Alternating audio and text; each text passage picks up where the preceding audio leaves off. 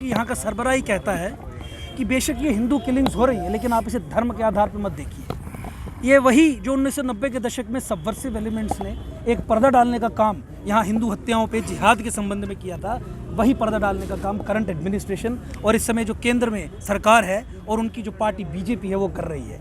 Muslim appeasement के चलते आप नेशनल सिक्योरिटी को कॉम्प्रोमाइज़ करेंगे, आप समस्या को उसके नाम से नहीं पुकारेंगे, आप झूठ बोलेंगे, पूरे देश से झूठ बोलेंगे।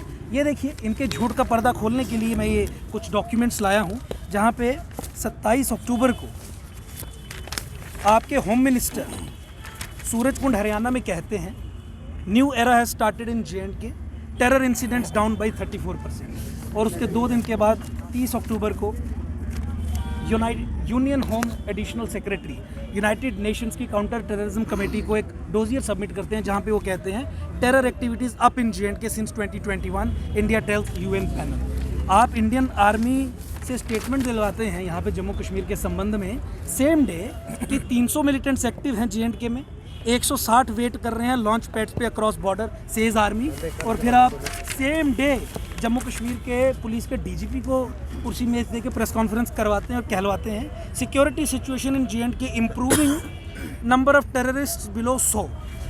तो जिस सिक्योरिटी इस्टेब्लिशमेंट को यही नहीं पता है कि हम जूझ किससे रहे हैं, कितनों से जूझ रहे हैं, और ऑन रिकॉर्ड आते हैं झूठ बोलने के लिए और फिर LG पीठ थपथपाते हैं ये कहते हुए कि हमने आतंकवाद पे कंट्रोल पा लिया, नियंत्रण पा लिया, जम्मू तो टेररिस्ट फ्री हो गया है। और ऐसी सबवर्सिव स्टेटमेंट्स देखते हैं, कश्मीर के 3 जिले टेररिज्म फ्री हो गए, हास्यास्पद।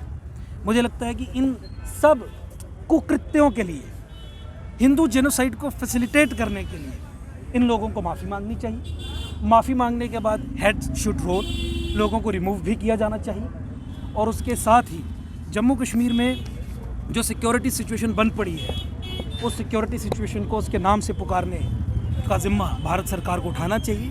अगर ऐसी सिचुएशन नहीं हुई तो मैं आपको यहाँ से आज सुनिश्चित कर दूँ, आज डांगरी हुआ है, कल फिर होगा, परसों फिर होगा, उसके बाद फिर होगा। ये हिंदू हत्याओं का सिलसिला तब तक रुकेगा नहीं जब तक जो रूट कॉज है आप उसे एड्रेस नहीं करेंगे।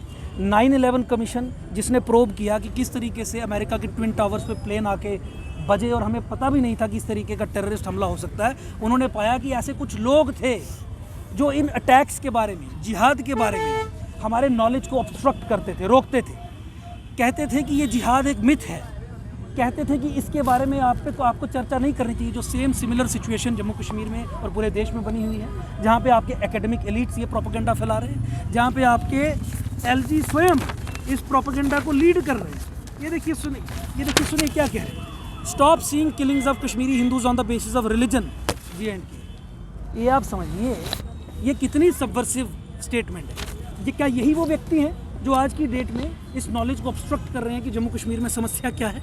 क्या यही वो व्यक्ति हैं?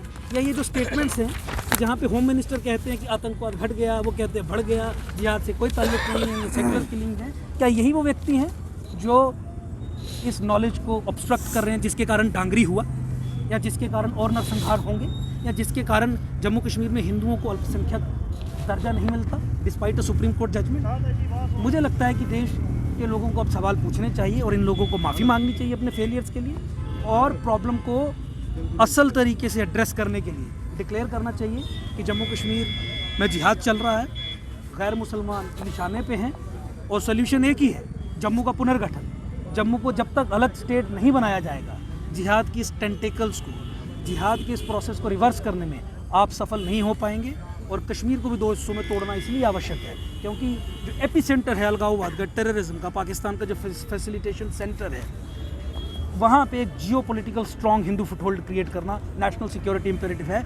आप लोगों को सेक्युलर आर्ग्यूमेंट चाहिए, मैं आपको सेक्युलर आर्ग्यूमेंट देता हूँ। आप कश्मीर को 2 हिस्सों में तोड़ के एक हिस्से में जो नरसंहार के विक्टिम्स हैं उन्हें बसाइए, आपको समझ आ जाएगा कि आपको किसके लिए सिचुएशन वहाँ पे टेरिटरी कार्व आउट करनी है। धन्यवाद। मुस्लिम अपीजमेंट का नतीजा है कि आज डांगरी में हिंदुओं की हत्या है। पॉलिसी आपके फ्रेमवर्क ऐसे हैं जो मुस्लिम अपीजमेंट को मैनिफेस्ट करते हैं। हमारा विरोध भाजपा के खिलाफ हो, केंद्र सरकार के खिलाफ हो, LG एडमिनिस्ट्रेशन के खिलाफ हो। हम ये पूरे तरीके से मानते हैं कि अपने पॉलिसी फ्रेमवर्क के चलते जम्मू कश्मीर में भारत सरकार, इंडियन स्टेट इंस्ट्रूमेंटलिटीज हिंदू नरसंहार को फैसिलिटेट कर रही है। ये हिंदू नरसंहार को लेके पिछले 70 वर्षों से डिनाइल मोड में है। डिनायल ऑफ जेनोसाइड, 10वीं स्टेज है जेनोसाइड की, जो ये सुनिश्चित करती है कि नरसंहार निरंतर चलता रहे। आज इस समस्या को लेकर नकारात्मक रवैया अपना के रखना रिस्पॉन्सिबल है डांगरी में हत्याओं के लिए। इसलिए हमने एलजी मनोज सिन्हा से ये झूठ बोलने के लिए कि जम्मू कश्मीर टेररिज्म फ्री हो गया है, जम्मू संभाग टेररिज्म फ्री हो गया है, उसके लिए हमने कहा कि माफी मांगते पॉलिसी फ्रेमवर्क की ऐसा है कि सुनिश्चित करता है कि जम्मू कश्मीर खत्म हो जाए। 90 के बाद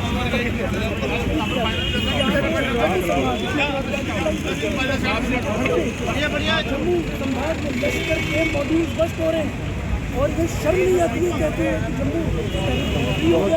यहाँ पे ऑल टाइम हाई है। आप वायलेंस मैनेजमेंट करते हैं, आपकी स्टैटिस्टिकल अप्रोच कि पिछले साल इतने लोग मरे थे, इस साल थोड़े कम मरे हैं, इसलिए सिचुएशन बढ़िया हो गई है। जब और हमारा टेररिज्म बचाना आतंकी घटनाओं में जब भी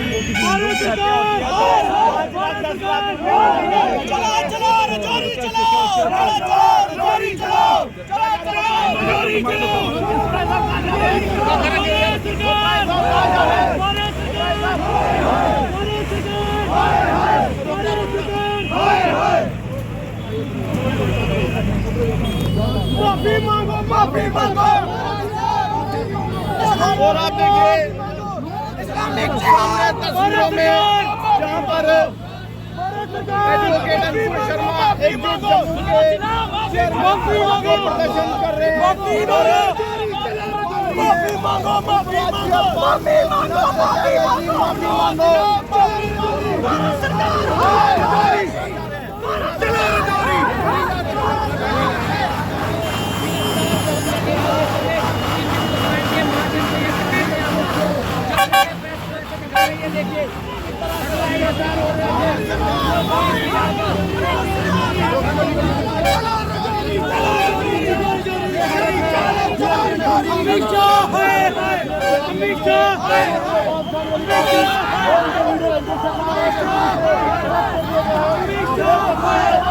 वहाँ पर हिंदुओं पर होते थे, JNK में हिंदू सेफ नहीं है, हिंदुओं पर होते थे।